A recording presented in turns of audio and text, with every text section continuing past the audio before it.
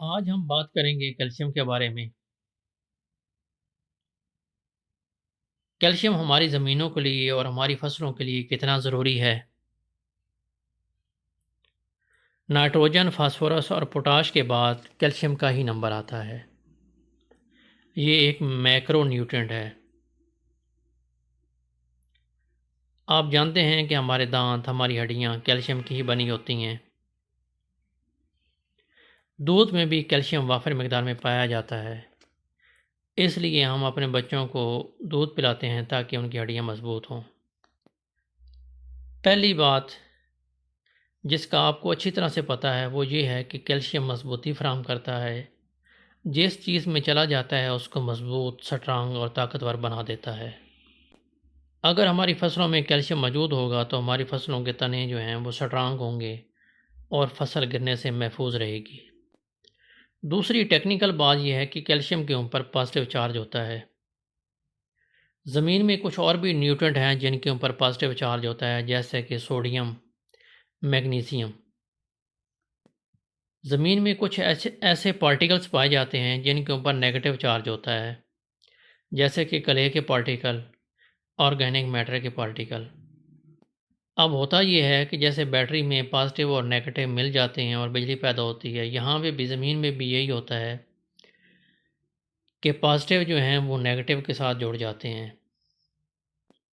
اگر زمین میں کلے یا آرگینک میٹر زیادہ ہے تو یا ان کے ساتھ سوڈیم نے جوڑ جانا ہے، یا میگنیسیم نے جوڑ جانا ہے، یا کیلشیم نے جوڑ جانا ہے۔ کراٹھی زمینوں میں چونکہ سوڈیم زیادہ مقدار میں پایا جاتا ہے، اس لیے سوڈیم کلے پارٹیکل کے ساتھ جڑ جاتا ہے یا آرگینک میٹر کے ساتھ جڑ جاتا ہے۔ سوڈیم کی زمین میں موجودگی کی ایک نشانی، بہت بڑی نشانی یہ ہے کہ جب زمین خشک ہوتی ہے تو زمین میں بہت بڑی دراڑیں پڑ جاتی ہیں، زمین پھٹ جاتی ہے۔ یہ سوڈیم کی زمین میں موجودگی کی سب سے بڑی نشانی ہے کہ جو ہی زمین خشک ہوگی اس میں بہت بڑی بڑی دراڑیں آ جائیں گی اور وہ پھٹ جائے گی۔ تو جب ہم زمین میں کیلشیم ڈالتے ہیں جیسے کہ جپسم ہے تو وہ سوڈیم کو ریپلیس کر دیتا ہے اور سوڈیم حل پذیر نمکیات میں تبدیل ہو کر لیش ڈاؤن کر جاتا ہے۔ ایک اور بات جو میں آپ کو بتا دوں کہ کیلشیم میں 20 الیکٹران پائے جاتے ہیں۔ اس کا سائز باقی تمام آئٹم سوڈیم، میگنیسیم سے بہت بڑا ہے، حتیٰ کہ یہ پوٹاش سے بھی بڑا ہے اس کا سائز۔ تو جب یہ کلے پارٹیکل کے ساتھ جڑ جاتا ہے یا آرگینک میٹر کے ساتھ جڑ جاتا ہے تو زمین کو مسامدار اور ہوادار بنا دیتا ہے اور پانی جذب کرنے کی صلاحیت کو بھی بڑھا دیتا ہے۔ اب آتے ہیں کہ یہ پودوں میں کتنا اہمیت کا حامل ہے۔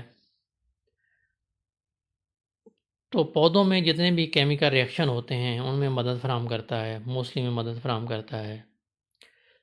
پودوں کے اسٹومیٹا کو کھلنے اور بند ہونے میں مدد فراہم کرتا ہے۔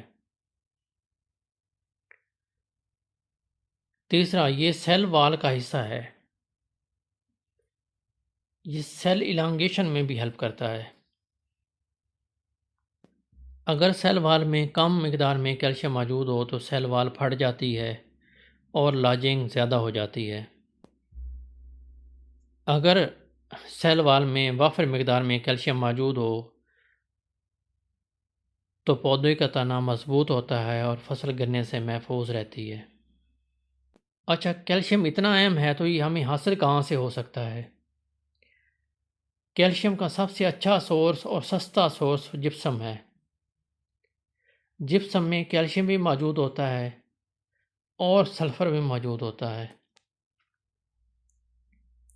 اس کا ایک اور بہت اچھا سورس کین گوارا ہے جس میں کیلشیم بھی موجود ہوتا ہے اور نائٹروجن بھی موجود ہوتی ہے۔ اس کا ایک اور اچھا سورس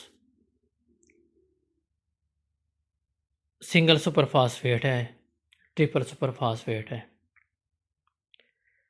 اس لیے میری رائے یہ ہے کہ جو زمینیں کلراٹھی ہیں، جن زمینوں میں کلے پارٹیکل زیادہ مقدار میں پائے جاتے ہیں، جو زمینیں سخت ہیں، اور پانی کم پیتی ہیں، یا وہ زمینیں جن میں فصل گر جاتی ہے، ان زمینوں میں ہمیں کیلشیم، جپسم یا کین گوارا لازمی ڈالنی چاہیے۔ بہت شکریہ۔